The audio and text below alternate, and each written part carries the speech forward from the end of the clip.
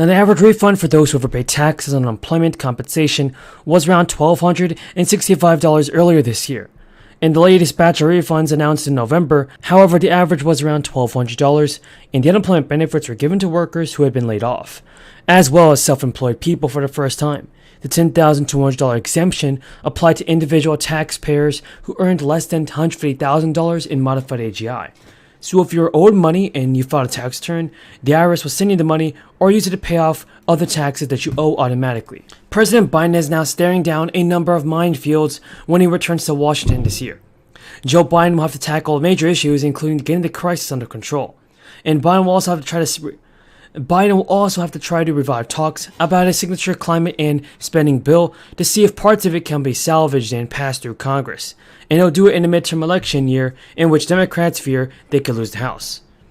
Now, every strategist and political observer agrees that Biden's handling of the crisis will be his toughest and most important battle in the coming year.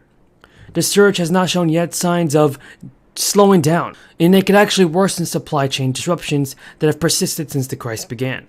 The new surge could also cause worried Americans to shy away from visiting restaurants and businesses, and the White House is keen to show that it is on top of the supply chain issues and inflation going into the new year. Officials, including Joe Biden, have recently credited his decision to release millions of barrels from the Strategic Petroleum Reserve with helping lower gasoline prices.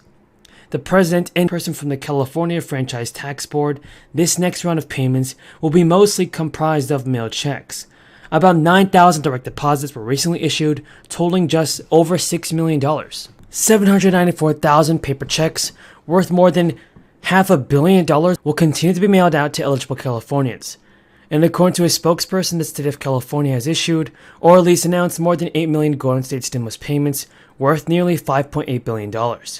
And the Golden State stimulus funds were made available early in 2021 to eligible taxpayers who have been affected by the crisis. The first round of payments went out to those who qualified and had filed a 2020 tax return, as an expansion to the original Golden State stimulus payments.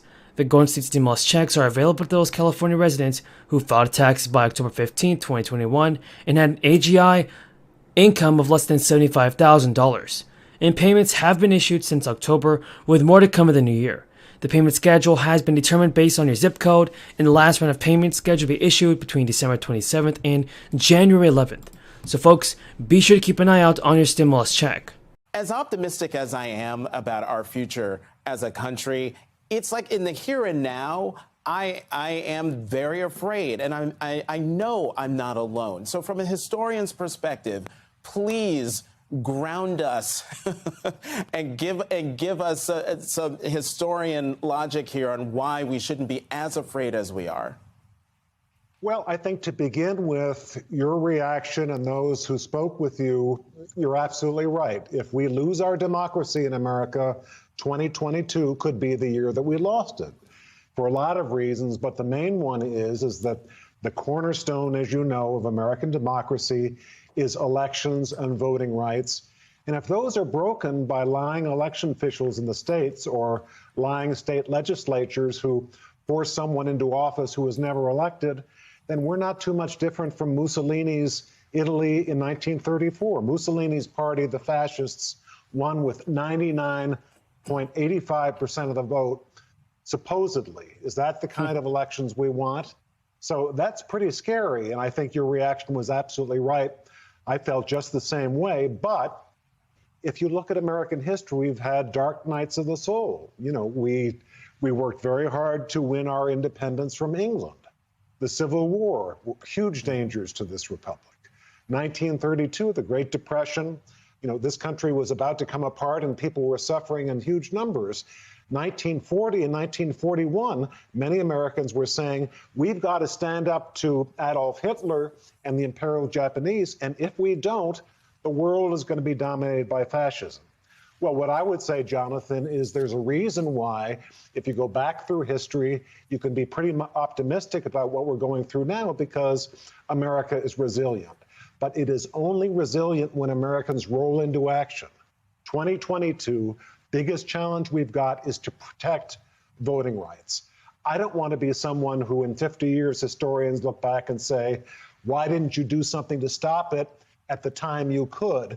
If historians are allowed to write about our history at all then? You know, Michael, on the front page, know a lot of people, and it was just heartbreaking driving around and seeing how many people that I knew's homes were gone, and I'm still kind of in shock about the whole thing. Yeah, I can only imagine, Mayor, so I appreciate you joining us this morning with so much devastation around you right now. How quickly did this fire move into your community? Did you have any warning? Very little warning. It was, as your reporter on the ground said, it was a very fast-moving event. We had very dry conditions and very high winds, and those two combined with some flame, it pushed it incredibly fast.